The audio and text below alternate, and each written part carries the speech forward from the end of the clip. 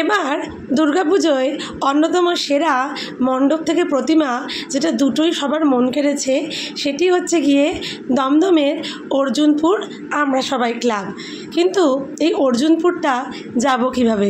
সত্যি কথা, আমিও প্রথমবার অর্জুনপুর আমরা সবাই ক্লাবে যাচ্ছি। তোমাদের যে কোনো যেদিকেই থাকো, নর্থ সাউথ যেদিকেই থাকো, তোমাদের দমদমে চলে আসতে হবে।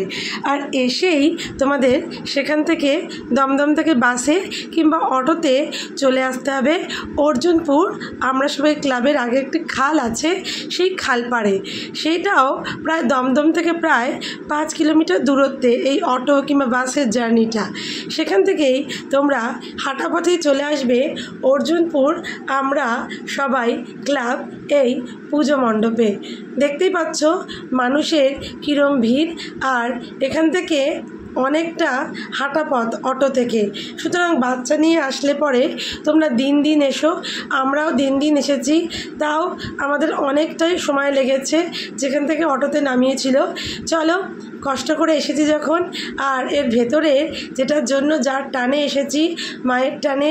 আর এত সুন্দর যে প্যান্ডেলটা, যে প্যান্ডেলটির থিমটির নাম ছিল মুখোমুখি। এখানে গেলে মনে হবে তোমরা একটা অন্য জগতেই চলে এসেছো। এখন দিনের বেলা না হলে রাত্রিবেলা হলে এগুলো সব কিছুই একদম রাউন্ড শেপে গোল হয়ে ঘুরছিল, আর একদম একটা আলাদা ইউনিভার্স মনে হবে তোমরা চলে এসেছো। এতটাই সুন্দর, দিনের বেলাও ভারী সুন্দর লাগছিল। আর ভেতরে গেলে তো একটা আলাদাই। চলো ভেতরটা এবার নিয়ে যাই। দেখতেই পাচ্ছ, বলছিলাম না, একটা আলাদাই ইউনিভার্সে মনে হবে তোমরা চলে এসেছো, এতটাই সুন্দর। আর মায়ের কথা কি বলবো, মাকেও দেখে নাও।